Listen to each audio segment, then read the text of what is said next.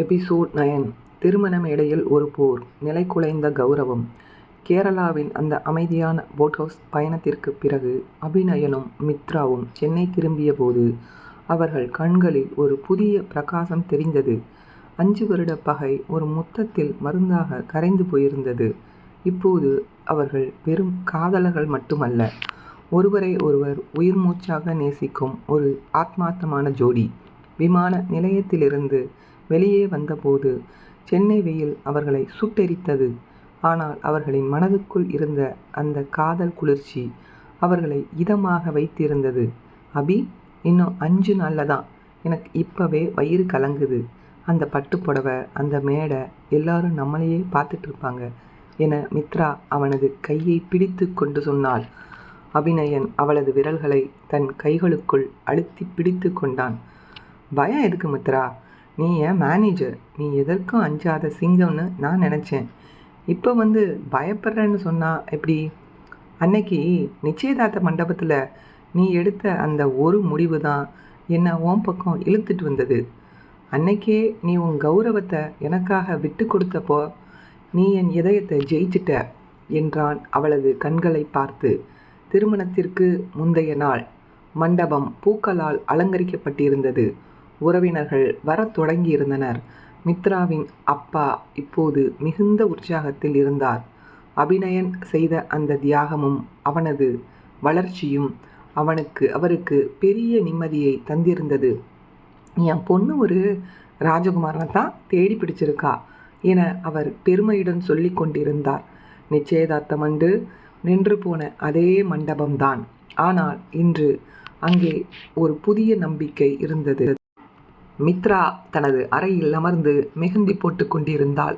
அவளது கையில் சிவந்திருந்த அந்த மெஹந்திக்கு நடுவே அபிநயனின் பெயர் ரகசியமாக ஒளிந்திருந்தது. அபிநயன் யாருக்கும் தெரியாமல் அவளது அறைக்குள் நுழைந்தான். மெஹந்தி அழகா இருக்கே மித்ரா, ஆனால் என் பெயர் எங்கே இருக்குன்னு தேடி பார்க்கட்டுமா என கேட்டபடி அவளது அருகில் அமர்ந்தான். மித்ரா வெட்கத்துடன் தன் கைகளை மறைத்தாள். அபி, இது சாஸ்திரம். கல்யாணத்துக்கு முன்னாடி நீங்கள் இங்கே வரக்கூடாது. யாராச்சும் பார்த்தா என்ன நினைப்பாங்க? யார் பார்த்தா எனக்கு என்ன? நீ என் பொண்டாட்டி. உன்னை பார்க்க எனக்கு யாருடைய பெர்மிஷனும் தேவையில்லை என அவளது தோளில் சாய்ந்து கொண்டான். அவனது காயமடைந்த கையின் தழும்பு அவள் முகத்தில் பட்டது. மித்ரா அந்த தழும்பை தடவி பார்த்தாள். இந்த காயம்தான் நம்ம காதலோட அக்னி சாட்சி அபி. இது இருக்கிற வரைக்கும் நீங்கள் என் உயிர்னு எனக்கு தோணிட்டே இருக்கும் என்றாள் உருக்கமாக. அபிநயன் அவளது இடையை சுற்றி வளைத்து தன் பக்கம் இழுத்தான்.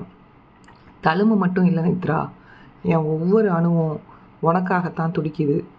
5 வருஷமாக நான் அனுபவித்த அந்த நரகத்தை விட இந்த ஒரு நிமிஷம் உன் கூட இருக்கிறது எனக்கு சொர்க்கமாக இருக்கு என அவளது கழுத்தில் மென்மையாக முத்தமிட்டான்.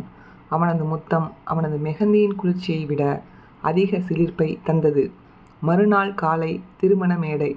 மித்ரா அந்த தங்க நிற பட்டுப்புடவையில் தேவதை போல அமர்ந்திருந்தாள். அவளது முகத்தில் இருந்த அந்த திருமண கலை அங்கிருந்த அனைவரையும் கவர்ந்தது. அபிநயன் பட்டு வேட்டி சட்டையில் கம்பீரமாக அவளுக்கு அருகில் அமர்ந்திருந்தான். மந்திரங்கள் ஓதப்பட்டன. கெட்டி மேளம் முழங்க தயாராக இருந்தது. சரியாக தாலி கட்டும் அந்த புனிதமான நேரத்தில் மண்டபத்தின் வாசலில் ஒரு பெரிய சலசலப்பு ஏற்பட்டது. அங்கே நின்றிருந்தது அவர்களது பழைய CEO. அவரோடு சில போலீஸ்காரர்களும் இருந்தனர். மண்டபமே அதிர்ச்சியில் உறைந்தது. மித்ராவின் அப்பா பதற்றத்துடன் எழுந்து நின்றார். என்ன நடக்குதுங்க? இது ஒரு கல்யாண வீடு. நீங்கள் எதுக்கு போலீஸை கூட்டிகிட்டு வரீங்க என அவர் கத்தினார். பழைய CEO ஒரு நக்கலான சிரிப்பை உதிர்த்தார். சாரி சார், உங்கள் பொண்ணு ஒரு கிரிமினல். எங்கள் கம்பெனியோட ரகசிய தகவல்களை திருடி ஒரு புதிய ஸ்டார்ட் அப் ஆரம்பிச்சிருக்காங்க. அதோட மதிப்பு பல கோடி ரூபாய். இதோ அதற்கான ஆதாரங்கள். மித்ராவை இப்போவே அரெஸ்ட் பண்ண போகிறோம் என்றார் அதிகாரத்துடன். மித்ரா அப்படியே உறைந்து போனாள். இல்லைப்பா, இது பொய். நான் எதையும் திருடலை. அது என் உழைப்பு, சொந்த உழைப்பு என அழுது கொண்டே கத்தினாள். அபிநயன் எழுந்து நின்றான். அவனது கண்கள் கோபத்தில் சிவந்தன. நிப்பாட்டுங்க. ஒரு ஆதாரமும் இல்லாமல் நீங்கள் எப்படி ஒரு பொண்ணோட கல்யாணத்தை நிறுத்தலாம்?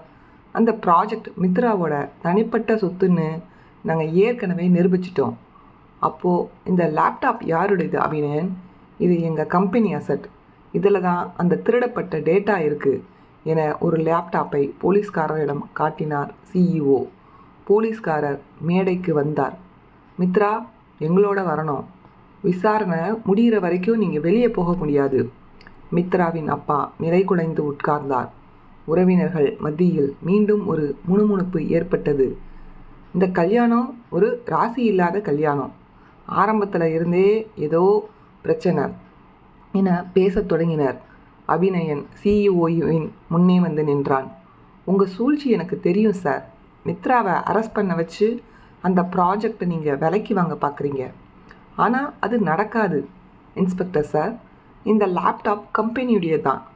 ஆனால் இதில் இருக்கிற டேட்டா என்கிரிப்ட் ஆகியிருக்கு. அதை திறக்க மித்ரா கிட்ட மட்டும்தான் பாஸ்வேர்டு இருக்குன்னு இவர் சொல்கிறாரா? ஆனால் உண்மை அது இல்லை. அபிநயன் தனது ஃபோனை எடுத்து ஒரு வீடியோவை ஆன் செய்தான். அதில் பழைய சிஇஓ ஒரு ஹேக்கரிடம் பேரம் பேசுவது போல தெளிவாக பதிவாகி இருந்தது. இந்த வீடியோவை பாருங்கள் சார். மித்ராவோட லேப்டாப்பில் வைரஸை பரப்பி அந்த டேட்டாவை திருட முயற்சி செஞ்சது இவர்தான். அந்த தீ விபத்தை கூட இவர் தான் திட்டமிட்டார்னு நான் சந்தேகப்படுறேன். இதோ அதற்கான டிஜிட்டல் ஃபுட் பிரிண்ட்ஸ் என்றான் அபிநயன் அதிரடியாக. சிஇஓவின் முகம் வெளுத்தது. இது ஜோடிக்கப்பட்ட வீடியோ என கத்தினார். ஆகாஷ் அப்போது அங்கே வந்தான். அவரோடு ஒரு லீகல் டீம் இருந்தது. இல்லை சார், இது உண்மையான வீடியோ. மித்ராவோட லேப்டாப்பில் நீங்கள் மால்வேர் ஏற்றுனதுக்கான ஆதாரம் எங்ககிட்ட இருக்குது. இப்போது மித்ராவை அரெஸ்ட் பண்ண முடியாது. உங்களை தான் அரெஸ்ட் பண்ண போகிறாங்க என்றான் ஆகாஷ் கெத்தாக. போலீஸ்காரர்கள் சிஇஓவை பிடித்து கொண்டனர்.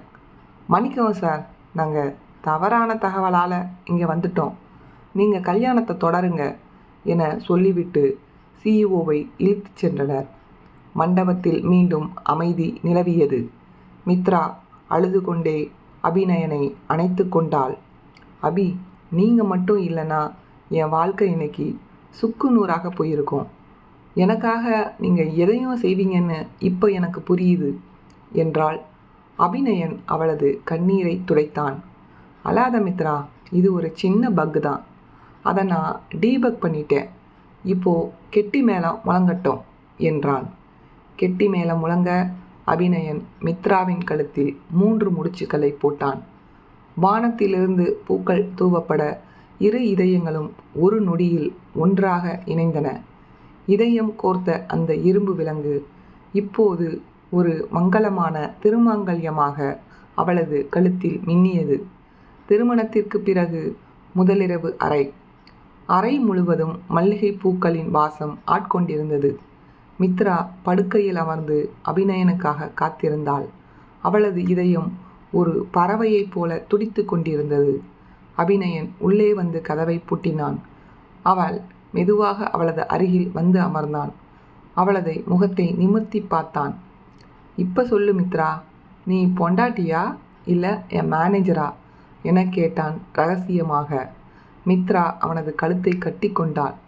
நான் உங்கள் பொண்டாட்டி மட்டும் இல்லை அபி, உங்கள் ஒவ்வொரு சுவாசத்துலையும் கலந்திருக்கிற உங்கள் மித்ரா. 5 வருஷமாக நாம் இழந்த ஒவ்வொரு நொடியையும் இன்னைக்கு நான் திரும்ப பெறப்போகிறேன் என்றாள். அவனது இதழ்களில் தனது இதழ்களை அழுத்தி அபிநயன் அவளை அப்படியே அள்ளிக்கொண்டு படுக்கையில் கிடத்தினான். அவனது முத்தங்கள் அவளது உடலின் ஒவ்வொரு பாகத்தையும் கவிதையாக மாற்றியது. இருவருக்கும் இடையே இருந்த அந்த திரை இன்று முழுமையாக விலகியது. ஈகோவும் பணமும் பிடிவாதமும் அங்கே தோற்றுப்போயின. காதல் மட்டுமே ஒரு மகா சமுத்திரமாக அவர்களை சூழ்ந்தது. அன்றிரவு அவர்கள் காதலால் ஒருவரை ஒருவர் முழுமையாக ஆட்கொண்டனர். 5 வருட பிரிவின் தாகம் அந்த ஒரு இரவில் மருந்தாக தீர்ந்தது. அபிநயனின் கரங்களுக்குள் மித்ரா ஒரு சின்ன குழந்தையாக மாறி அவனது அன்பில் கரைந்து போனாள். மறுநாள் காலை சூரியன் உதிக்கும்போது அவர்கள் இருவருமே ஒரு புதிய மனிதர்களாக விழித்துக் கொண்டனர். I love you Abhi, I love you too Mitra. இனிமே நம்ம லைஃப்பில் என்லெஸ் லூப். காதலுக்கு மட்டும்தான் இடம். இதயம் கோர்த்த இரும்பு விலங்கு இப்போது ஒரு நிரந்தரமான காதல் பந்தமாக மாறியிருந்தது.